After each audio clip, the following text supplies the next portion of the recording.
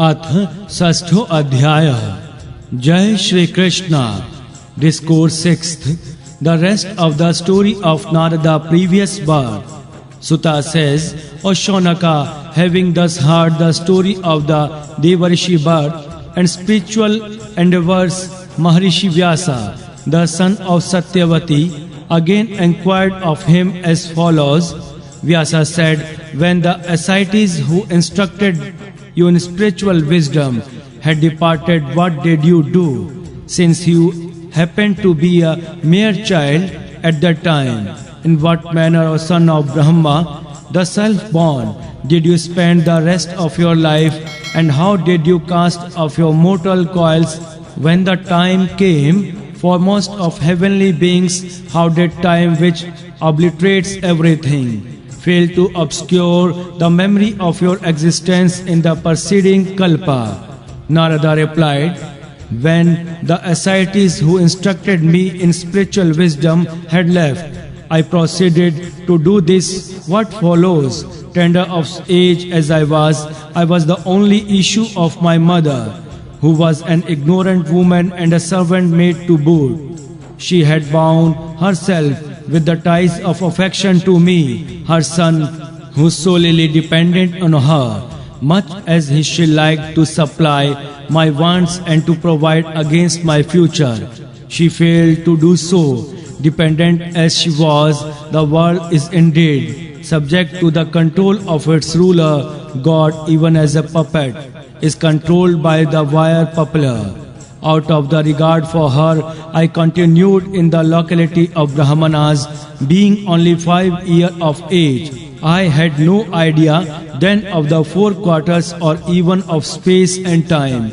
Once during the night, she left her house to milk a cow. While on her way, the trod on a snake, which, as fate would have it, bite the helpless woman, and has brought about her untimely end. I took it as boon from the Lord, who is solicitous for the welfare of his devotees, and then set out in a northerly direction. In that journey, I passed through purposed lands, cities, villages, temporary habitats of cowherds, mines, hamlets, stray habitations by the side of mountains and rivers, enclosures containing plantations, groves and gardens, mountains charming with minerals of various colors, trees with brought by elephant, lakes containing delightful water, lotus pond frequented by gods and rendered vocal by birds of diverse notes and adorned by bees hovering about from one lotus bed to another. Having journeyed across these all alone, I came in sight of an extensive and formidable forest dense with rushes, bamboos, reeds, kushas, grass and hollows bamboos, and which presented a dreadful appearance, infested as it was with serpents, owls and jackals. Wearied in mind and body and overcome with thirst and hunger, I bathed in the pool of a river, drank of its water, renized my mouth with it and felt refreshed. In that forest, uninhabited by men, I sat down at the foot of a pupil trees and contemplated with a collected mind on the Lord residing in my heart, as I had heard of him from the lips of preceptors, even as I meditated on his to behold Sri Hari, who gradually appeared on the screen of my heart. The hair of my body stood on end due to an outburst of love, and my heart experienced a thrill of excessive joy and tranquility, immersed in a flood of ecstasy. O sage, I lost consciousness of both myself and the objects of my perception, Sri Hari, even as I failed to perceive that indesirable form of the Lord, which was enrapturing to the heart, and dispelled all grief. I felt disturbed and sprang on my feet, like one troubled at heart, longing to behold it once more. I fixed the mind of my heart and looked for it. but could not say it. Now I felt miserable like one whose desire had not been sated to me. Thus struggling in that lonely forest, the Lord, who is beyond words, spoke in sublime yet soft word, as if to soothe my grief. Alas, in this birth you are unfit to behold to me, for I am difficult to perception for those who have not attained perfection in yoga, devotion, and the impurities of whose heart have not yet been wholly burnt. It was only to arouse in you a burning desire to see me, that I have once revealed my form to you. One who longs to see me shakes off gradually but completely all one's latent desire. Through services rendered by you to the saints, even for a short period your thought has been irrevocably fixed on me. Therefore, casting off this reprehensible material body, you will attain to the position of my own attendant. The thought you have thus fixed on me shall never cease, and by my grace you will continue to remember me, even when the whole creation has perished. Having said this much, that great invisible being, the ruler of all and omnipresent as ever, stopped short, realizing his unique grace. I for my part bowed my head to him, the greatest of the great. Shaking of all shyness, I now began to repeat the mysterious and auspicious names, and fixed my thought on the exploits of the infinite Lord. Rid of all craving, free from vanity and jealousy, and contented at heart, I roamed about on the globe awaiting my end. To me, who had my thought fixed on Sri Krishna, who was free from the attachment and whose heart was thus purified, death came at the appointed hour like a flash of lightning. O holy sage, when I was about to the translated to the immortal form of an attendant of the Lord, my material body fell. The prarabdha that has been responsible for it having been reaped at the end of the preceding kalpa, when Lord Narayana slept on the waters of the universal deluge, having reobserved the whole creations into himself, and when Brahma was going to enter his body and sleep there, I too, my subtle body, entered his body with the ingoing breath. At the expiry of 1000 revolutions of the 4 yugas, when Brahma, the creator, rose and wished to bring forth his creations again, Mercy and the other sages as well as myself were evolved out of his senses, with my vow of constant remembrance of God continuing uninterrupted. I move about inside as well as outside the 3 worlds, and by the grace of Lord Mahavishnu, Bhagwan Narayana, the primal person, my passage is nowhere obstructed. Laying upon this lute bestowed out upon me by the Lord himself, and bringing out the 7 primary notes of the gamut that represent Brahma in the form of sound, I go about singing the story of Sri Hari. As I thus sing of his exploits, the Lord of delightful renown, whose feet represent all sacred places, being the origin of them all, soon reveals himself in my heart as if surmounted by me. Narrations of the Lord's doing has been found to be a veritable raft to cross the ocean of mundane existence for those whose mind is essentially tormented by the craving for senses enjoyments. A heart smitten with lust and greed every moment does not attain tranquility so surely by recourse to the various practice of yoga, such as self-control, and as soon as through the worship of devotions to Lord Mukunda, the best hour of liberation. O sinless one, I have thus told you all that you asked me, the secret of my own birth and doing, spiritual endeavors, and the means of satisfying your soul.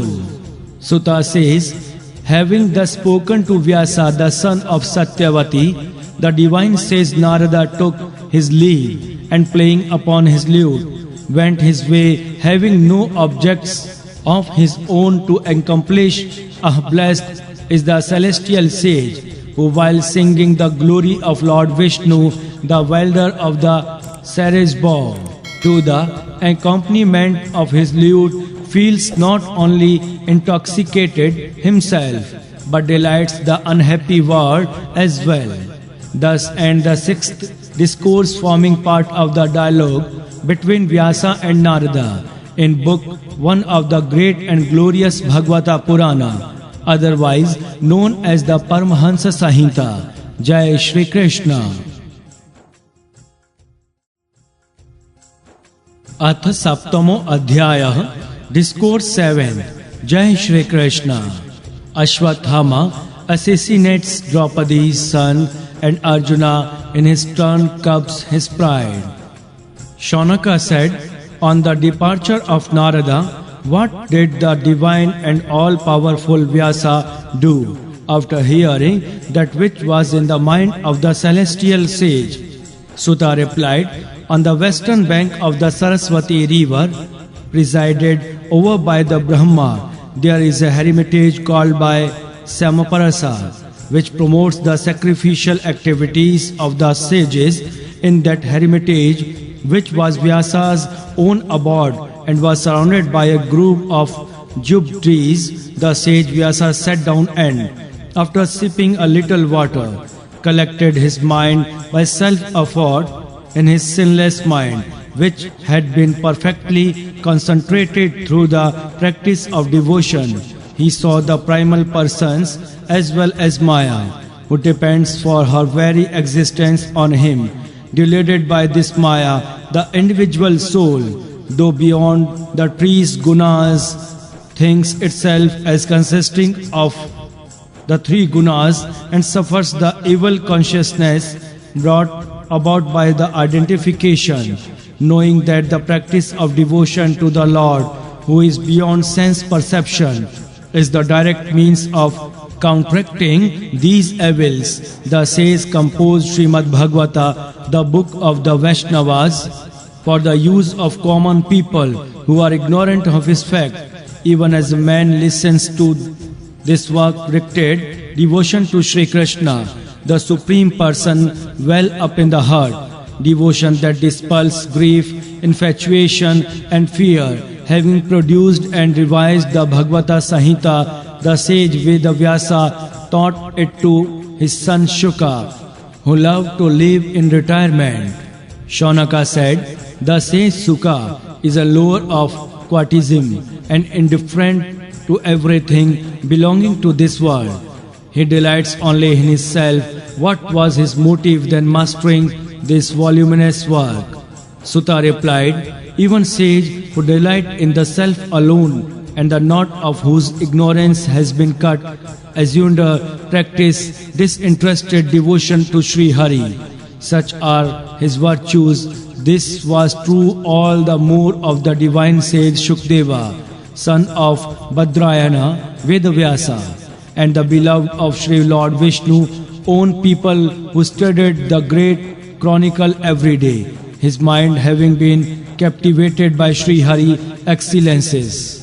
I shall now tell you the story of the birth, exploits and ambition of the royal sage Parikshit and the ascents of Pandu's sons to heaven, inasmuch as they serve as a prelude to the story of Sri Krishna, when in course of the Mahabharata war, the warriors of the Kaurava and Pandavas, hosts, had fallen like heroes, and when Duryodhana, son of Dhritarashtra, had his thigh broken by a stroke of the mace dealt by Bhima, who had the appetite of a wolf, Ashwatthama, the son of Drona, served the heads of Draupadi's son, while they were asleep, and presented them to Duryodhana, an act which he imagined would please his master Duryodhana, but which really proved most distasteful to him, since everybody would strongly condemn such an odious act. Sore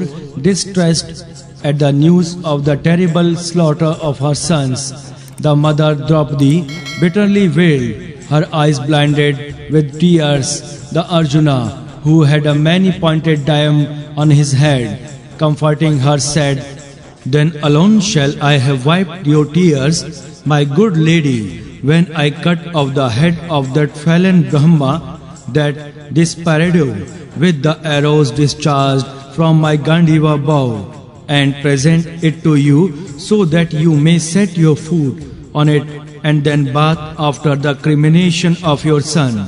Having thus consoled his wife in sweet and charming word, Arjuna, who had Sri Krishna for his friend and charioteer, put on his armor and taking his fierce bow, rode in a chariot with an assign bearing the figure of a monkey in pursuit of Ashwathama, his preceptor's son.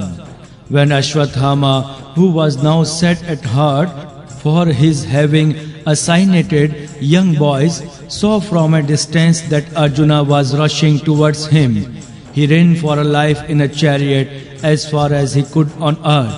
Even as the sun god fled for fear of Rudra, when he saw that his horses were fatigued and that he had none to protect him, that son of Brahmana thought of the missile presides over a Brahma, the Creator, as the only means to save his life.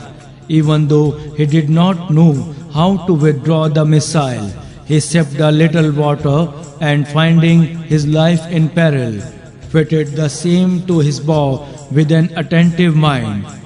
A fierce flame blazed forth from the missile and enveloped all sides. When Arjuna saw the danger to his life, he addressed Vishnu Sri Krishna as follows. Arjuna said, "Krishna, Krishna, mighty of arm and the allayer of devotee fears, you are the only rescuer of those who are incessantly burning with the agony of transmigration. You are God Himself, the primal person existing beyond Prakriti, casting aside Maya by the power of your wisdom. You stand in your absolute being. It is you who by virtue of your own power confer dharma, religious merit and other form of blessings on the soul whose mind is deluded by your Maya. Even so this avatara manifestation of yours for your own people as well as for those who are exclusively devoted to you. O self-effulgent Lord, I know not what envenens this most frightful flame which is enveloping me on all sides." Sri Bhagwana replied, "It is no other than the missile presided over by Brahma and released by Ashwathama, the son of Drona, is extreme peril. You are aware he knows not how to call it back. There is no other missile that can overpower it.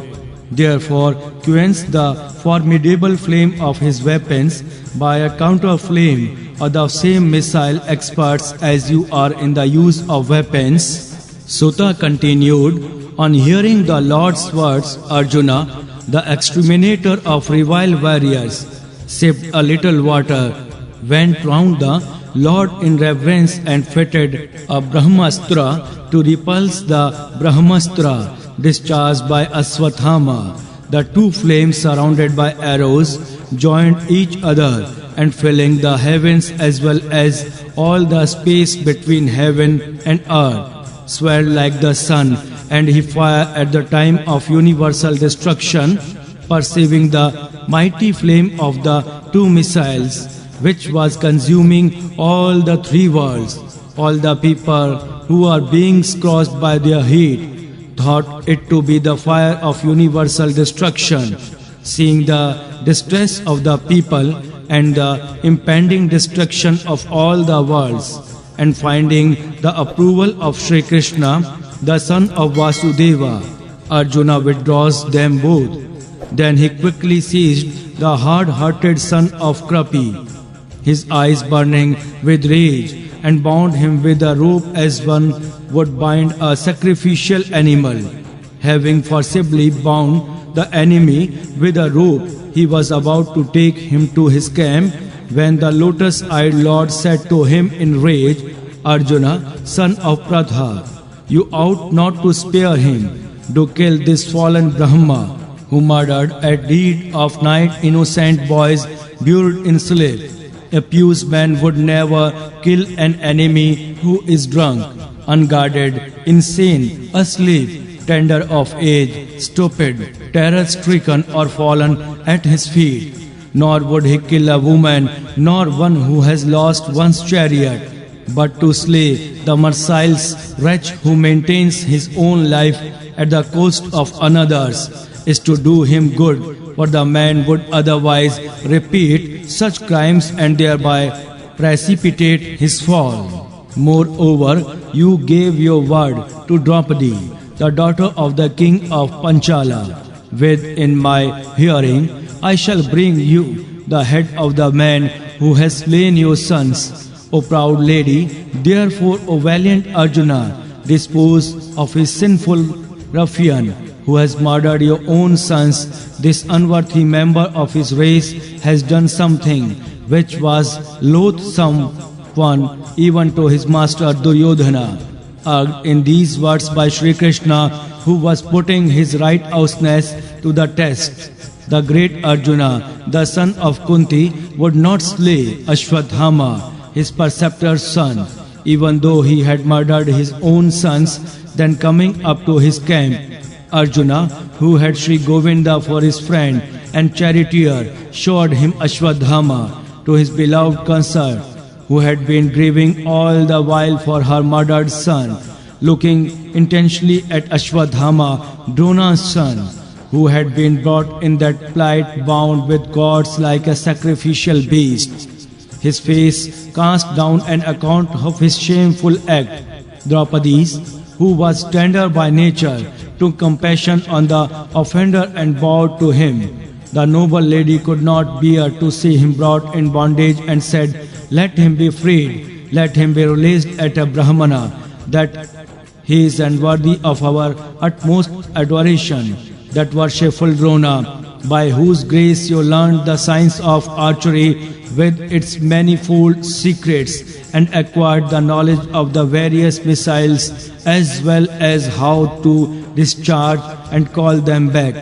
It is he himself who is present in the person of his progeny, his wife, his better half Kripi, a sister of Acharya Krapa, another preceptor of the Pandavas, yet survives. She did not follow him, declined to ascend his funeral pile, only because of her having given birth to a valiant son. Therefore, my blessed Lord, the family of your preceptor, which is ever worthy of adoration and salutation for you, does not deserve persecution at your hands, pious as you are. Let not his Ashwadhama, mother's Gautami, a descendant of the sage Gautama, who worshipped her husband as a deity, wail, even as I do grieve at the loss of my children, and shedding tears again and again. The whole family of those princes of unconquered mind by whom the Brahmana race is angered is plunged in grief and is soon burnt up with all their kith and kin.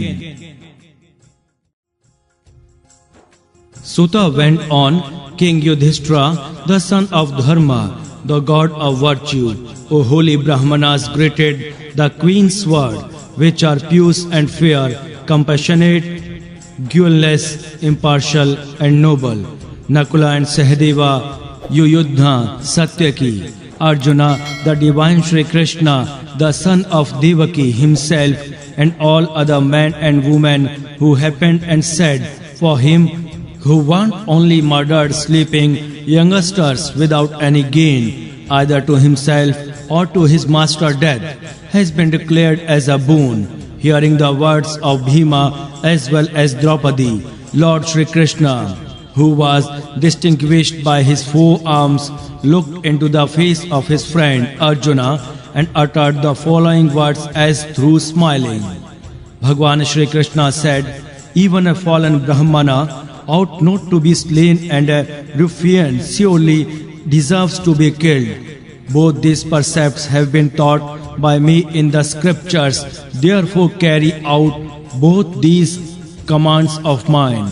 Redeem the promise you made while consoling your beloved consort. At the same time, do what is agreeable to Bhimasena and Draupadi, the daughter of the king of Panchala, as well as to myself. Suta says, Arjuna instantly understood the mind of Shri Krishna, and with his sword cut off the gem on the Brahmana's head along with his locks, releasing Ashwathama, who had been bound with the cords and put out of countenance by the murder of boys, and who was now deprived of his splendor and gem also.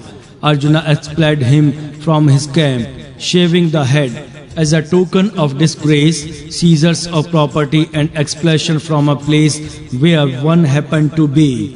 This is the form of capital punishment prescribed for fallen Brahmanas. There is no other corporeal from the capital punishment for them. The sons of Pandu along with Krishna, Draupadi, who were all stricken with grief at the loss of their sons, performed the cremation and other funeral rites in respect of their departed kinsmen. Thus, and the seventh discourse entitled The Chastisement of Ashwathama, Drona's son, in book 1 of the great and glorious Bhagavad Purana, otherwise known as the Paramhansa Samhita. Jai Shri Krishna. Astamo Adhyaya. Jai Shri Krishna. Discourse 8. The Lord delivers Parikshit in the womb and is exalted by Kunti. Yudhishthira gives way to grief. Suta says, placing the ladies at the head and accompanied by Shri Krishna, they all then repaired to the bank of the Ganga in order to offer oblations of water to their departed kinsmen, seeking such oblations. Having offered water to the deceased and bitterly wept for them, they all immersed themselves once more in the water of the Ganga that had been hallowed by contact with the dust of Sri Hari's lotus feet, showing how all created beings are subject to death, which cannot be averted. Lord Madhava, Shri Krishna, and the sages Dhaumya and others consoled King Yudhishthira, the Lord of Kurus, and his younger brother Bhima and others, Dhritarashtra and his wife Gandhari, daughter of the king of Gandhara, who was stricken with grief at the loss of her son, as well as Pratha, Kunti, and Krishna, all of whom had lost their kith and kin, and were sitting there plunged in grief, having secured to King Yudhishthira, to whom no enemy was ever born, in other words, who was too good to regard anyone as his enemy, his own kingdom that had been usurped by gamblers and brought about the destruction of wicked kings, whose span of life had been cut short by a touching Draupadi's hair, and having helped him to perform as many as 3 Ashwamedha sacrifices with the best possible materials and with the aid of the best available price, he caused his sacred renown to spread in all directions like that of Indra, who is raised to the escalated position only after performing 100 Ashwamedha sacrifices. Having taken leave of Pandu's sons and paid his respects to holy Brahmanas, Dvaipayana, Vyasa, who did their homage to him in return, he mounted his chariot and was just intending to leave for Dwarka along with Satyaki and Uddhava, when Ushanaka he perceived Uttara, widow of Abhimanyu, Arjuna's deceased son, rushing towards him stricken with fear. Uttara said, "Protect me, O great yogi, save me, O supreme deity, O Lord of the universe. I see no asylum other than you in this world, where everyone is dead to another. This dart of burning steel is pursuing me. O Almighty Lord, let it burn me by all means, my master, but let it not kill the child in my womb." Suta says, hearing her words, the Lord, who is so fond of his devotees, understood that it was a missile discharged by Ashwathama, son of Dronacharya. in order to exterminate the line of Pandavas, son of Pandu. That very moment, O chief of sages, the sons of Pandu also saw 5 burning shafts coming towards them, and took up their own missiles arrows, perceiving the calamity of his kinsmen, who thought of none else than him. The Almighty Lord protected them with his own discus Sudarshana. Sri Hari, the masters of Yuga, who is the very self-dwelling in the heart of all living beings, enveloped the womb of Uttara, the daughter of King Virata, by his own Maya, yogic power, in order to preserve the line of Kuru. Even though the missile presided over by Brahma is unfailing and irresistible, is proved ineffectual when it met the effulgence of Bhagwan Vishnu, Shri Krishna, O chief of the Bhragus. Deem this not a miracle on the part of Lord Achyuta Shri Krishna, who is an embodiment of all wonders and who, though unborn himself, creates, maintains and destroys the universe by his own deluding potency. When Shri Krishna was about to leave the virtuous Pratha, Kunti, along with her sons, the Pandavas, who had just escaped from the fire of missile presided over by Brahma, and her daughter-in-law, Krishna Draupadi, addressed him as follows. Kunti said, I am ignorant woman, make obeisance to you, the prime person transcending Prakriti and dwelling inside as well as outside all created beings, the invisible and imperishable God existing beyond the range of sense perception and screened by the curtain of Maya.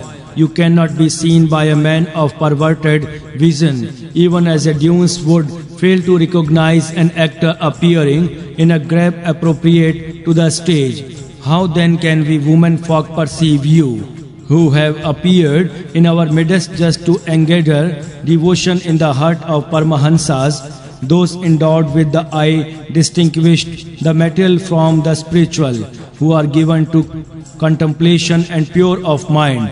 Obeisance to you, Shri Krishna, son of Vasudeva, the delight of Devaki, your blessed mother, the foster child of the god Nanda, Lord Govinda.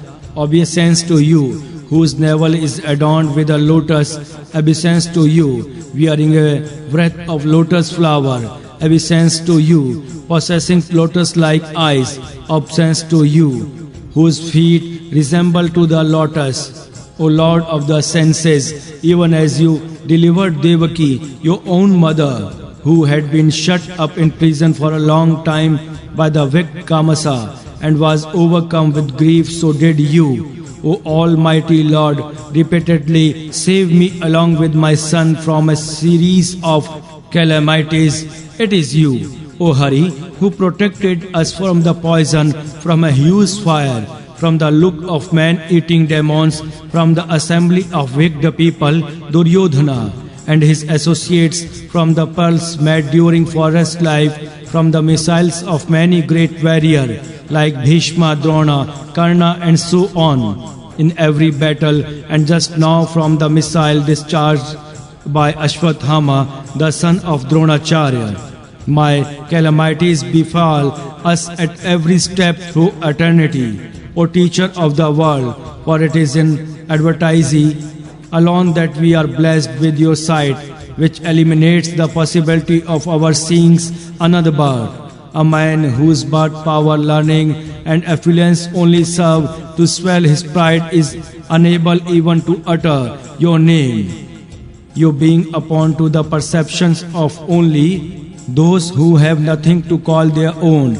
You are the only wealth of those who have no senses of possession beyond the realm of the 3 gunas or modes of Prakriti. You delight in your own self and are perfectly calm. You are the Lord of Moksha, final beatitude. I bow to you again and again. I believe you to be Kala, the time spirit, the almighty ruler of all, having no beginning or end, and moving alike among all the creatures. Although it is you again who serves as an occasion for them to contend with one another. None, O Lord, can know what you intend doing when you are acting like man. No one is ever dear or loathsome to you. It is man alone who think of you in terms of diversity. O Lord, you are the soul of the universe, nay, the universe itself. You are, as a matter of fact, devoid of birth and actions. Your birth and actions in the subhuman species as well as among men, arses and aquatic creatures, are mere sport when you offended your foster mother, Yashoda, by smashing the pot of curds, and she took a cord to bind you, the way in which you stood full of fear, with your face cast down, your eyes rolling about in confusion, and their collyrium dissolved in tears, fills me with bewilderment to think that even he of whom fear itself is afraid should appear so stricken with fear. Some people ever that thought unborn. You have appeared in the race of your beloved Yadu of sacred Ninon, just in order to enhance his glory, even as a scandal tree takes root on the Malaya mountain, in order to bring reputation to the latter. Others declare that though birthless, you were born of Devaki Vasudeva's wife for the protection of his world and the extermination of the enemies of God, as solicited by the couple in their perceived existence. Still others assert that in response to the prayers of Brahma, the self-born creator, you have appeared in your midst to relieve the burden of the earth, which was groaning under a heavy load like a vessel sinking in the sea. Some other maintains that you have descended on earth with the intentions of performing deeds fit to be heard of or dwelt upon by those who are being tormented in this world by ignorance, desires and selfish acts. That is why your devotees constantly listen to, sing, repeat to others and contemplate on your stories and rejoice. And it is they alone who behold before long your lotus feet that put an end to the stream of birth and death. O Lord, we know you have always granted these wishes of your own people.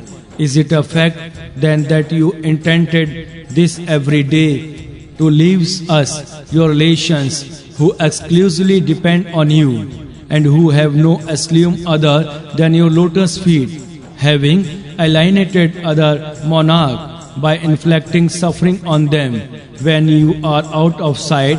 The Yadus and ourselves, the Pandavas, are of no more consequence in the name or form than the senses when their ruler, the soul, has quitted them. This earth will not look so bright then, O wielder of a mace, as it does now, adorned by your footprints, which are easily distinguished by their characteristic marks of a lotus, thunderbolt, banner and god, etc. These territories, so highly prosperous and so rich in their ripe crop of vegetation, as well as these woodlands and hills, rivers and oceans, flourish only under your benign slope. O Lord, you are not only the ruler and the soul of the universe, but the universe itself.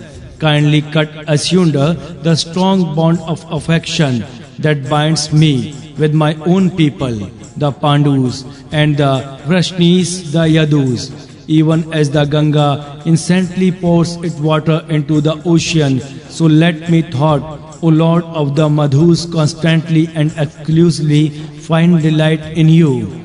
O glorious Krishna, friend of Arjuna, foremost among the Vrashnis, you are fire, as it were to burn the whole race of princes who are proving the bane of the earth. Your powers in infinite Govinda, you are descends on the earth, is intent only to relieve the distress of the cows and the Brahmanas and the gods. Absence to you, O Master of Yoga, O divine teacher of the universe. Suta went on.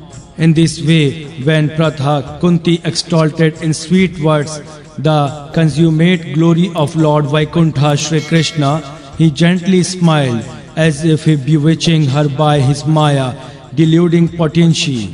So be it, said Shri Krishna, and taking leave for her, entered the city of Hastinapura once again. Then after bidding adieu to the other ladies as well, he was about to leave for Dwarka when King Yudhishthira detained him out of love. The king, who was seized with the remorse for his having been instrumental in bringing about the destructions of his own kinsmen, could not be consoled even though Vyasa and others who understood the ways of providence and even Shri Krishna of marvelous deeds comforted him by means of legends brooding over the death of his kinsmen with a bewildered mind. O holy Brahmanas, and overpowered by affection and infatuation, King Yudhishthira, the son of Dharma, the god of righteousness, said, O look at the ignorance rooted in my heart, evil-minded as I am. I brought about the destruction of many Akshahnis for the sake of this body, which is the food of other creatures, such as jackals and dogs. There can be no redemption from hell, even after millions and millions of years for me, an enemy of children, Brahmanas, my own kith and kin, friends, uncles, cousins and preceptors. The saving clause found in the scriptures that the destructions of enemies in a right house were on the part of monarch seeking the protection of his subjects is no sin, fails to satisfy me. The wrong that I have done in this life to be a woman folk whose husband and other relations have been slain by me or on my account, I shall not be able to expiate through sacrificial performance enjoined on a householder.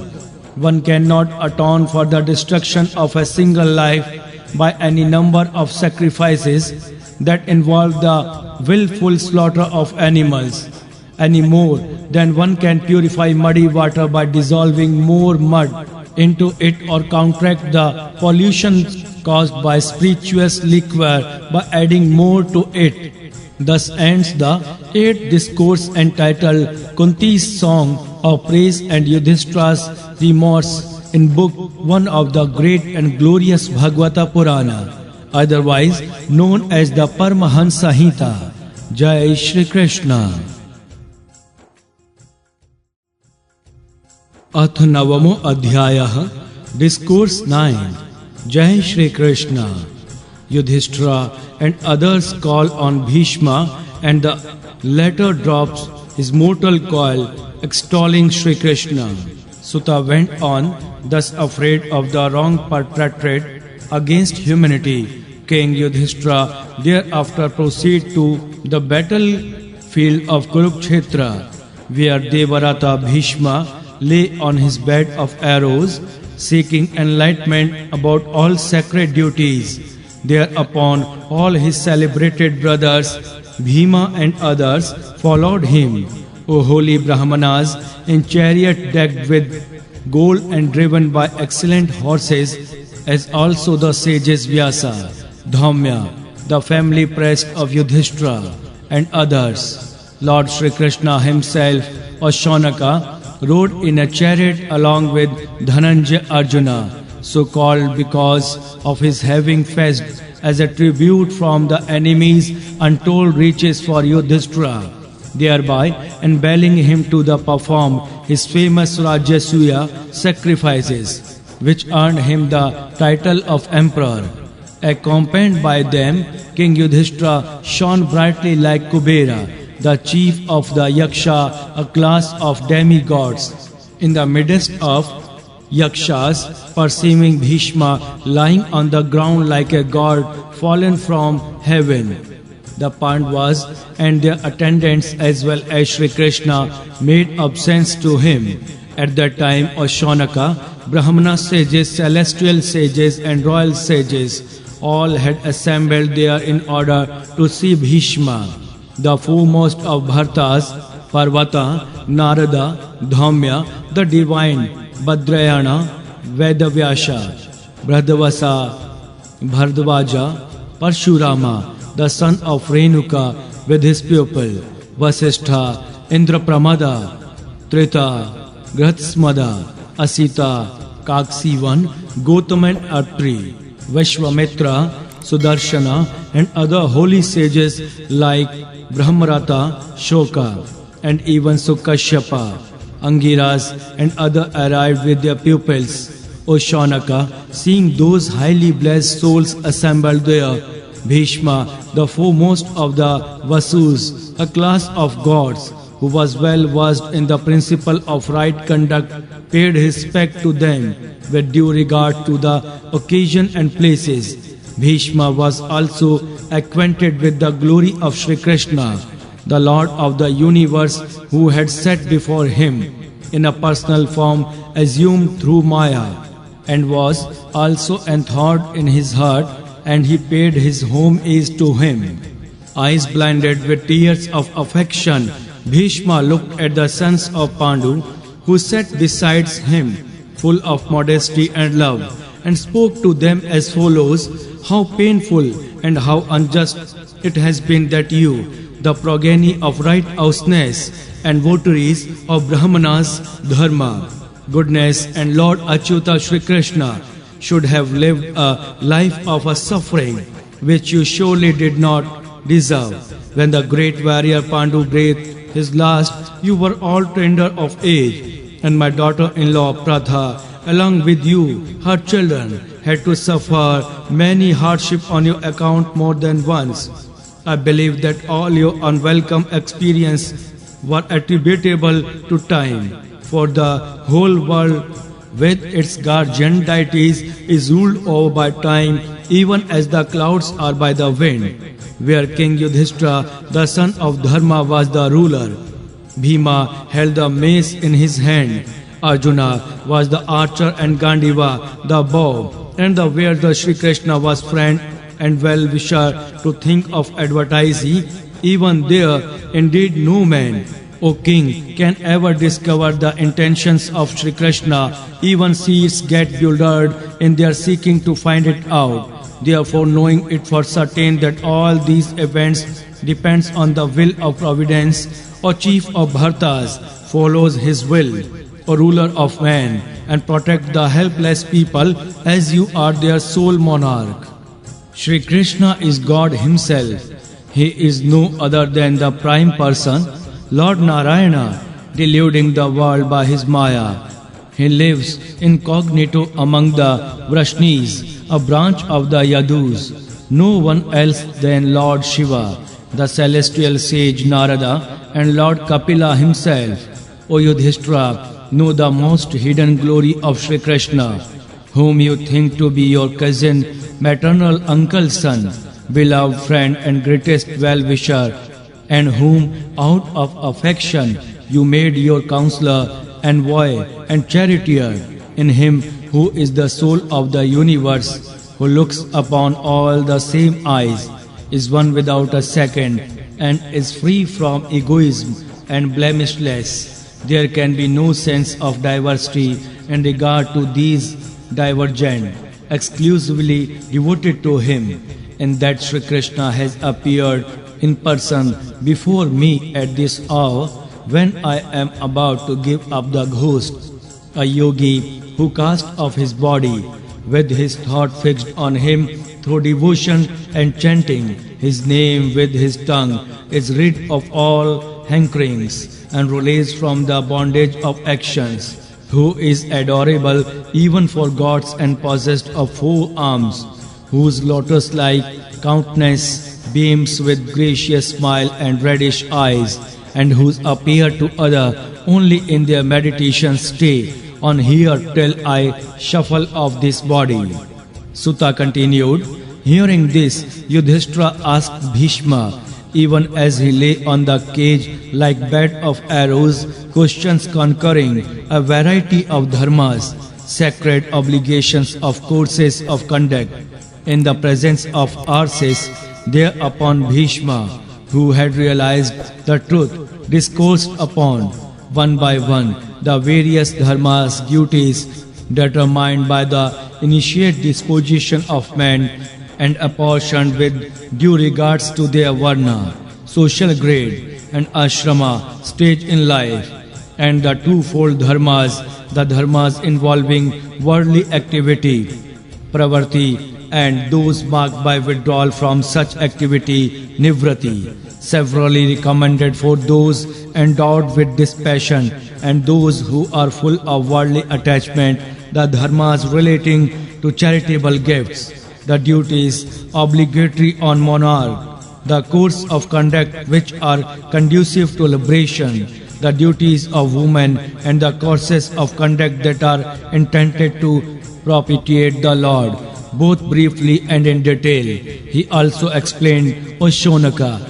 the four ends of human pursuit: dharma, religious merit; artha, worldly riches; kama, sensuous enjoyment; and moksha, final beatitude or liberation, as well as the means to them in their true perspective with the help of many illustrative anecdotes and stories. While he was thus discoursing on dharma, there arrived the time when the sun changes its course toward the north, a time which is coveted by yogis, mystics, who drop their body according to their pleasure. Thereupon Bhishma, who had led on the battlefield thousands of warriors, wound up his speech and exclusively fixed his mind, which was absolutely free from worldly attachment, as well as his eyes, which knew no waking, on Sri Krishna, the Prime Person, who was present before him, his four-armed form, clad in shining yellow robes. The last traces of sin left in him were obliterated by his concentrated thought on the most holy, and the pain which he felt on account of the weapons arrow piercing his body quickly disappeared at a mere glance of the Lord. Now, while casting off his body, he stopped all the activities and wanderings of his senses and exalted Lord Janardhana, Sri Krishna. Bhishma said, Now, on the eve of my departure from this mortal world, I offer my mind, which is free from all thirst for worldly enjoyment, to the Supreme Lord Sri Krishna, the foremost of the Yadus, who while retaining his own blissful character all alone, sometimes assume his own Prakriti Maya in order to carry on his sport from which flows the stream of creation. May I cherish motiveless love for Sri Krishna, the friend of Vijaya Arjuna, who has assumed a personality charming to the three worlds and dark as the Tamala tree, and is clad in excellent robes, brilliant as the rays of the sun, and whose lotus-like countenance has curly locks floating about it. May my mind, body and soul rest in Sri Krishna, whose face is hemmed all around by flowing hair soiled with the dust raised by the horses' hoofs on the battlefield, and is bedecked with drops of perspiration, and whose skin is being pierced by my sharp arrows, though protected with a shining armor.